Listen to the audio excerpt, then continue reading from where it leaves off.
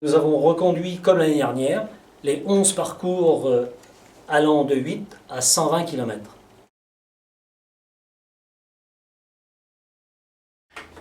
Alors, nous avons reconduit, bien entendu, les points forts de l'année dernière, c'est-à-dire différencier les parcours au maximum, tout en gardant l'attrait des grands parcours, mais aussi les innovations dans toute la gamme de parcours.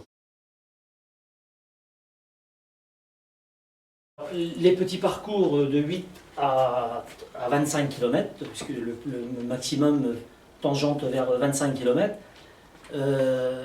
sont effectivement très localisés dans la forêt du Helgoat et dans les sites remarquables des alentours.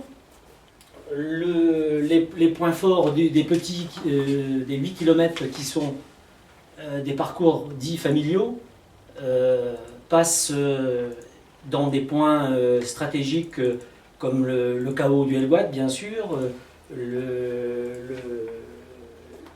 camp d'Artus, la mare au sanglier.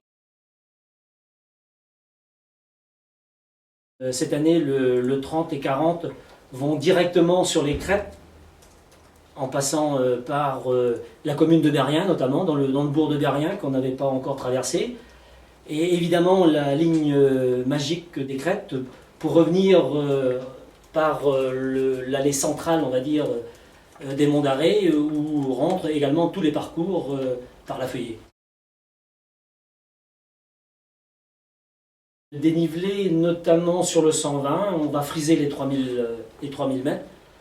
Je crois qu'il y a 2800 et quelques.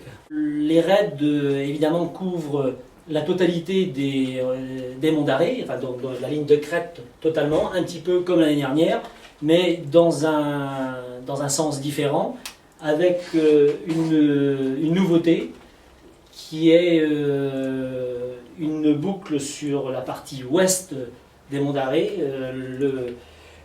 l'école du Nivot, sur la forêt du Nivot, qu'on n'avait jamais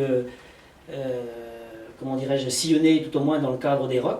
Nous avons reconduit, comme l'année dernière, la différenciation entre les maxi-raids 100-120 et 70-80, tout au moins dès le départ, pour éviter les engorgements dus au nombre de personnes. Et le 70 et 80 font une boucle de 30 km différents sur la mine de Logmaria et un parcours aux alentours, avant de rejoindre les crêtes où vont directement les maxi-raids, c'est-à-dire les 100 et les 120.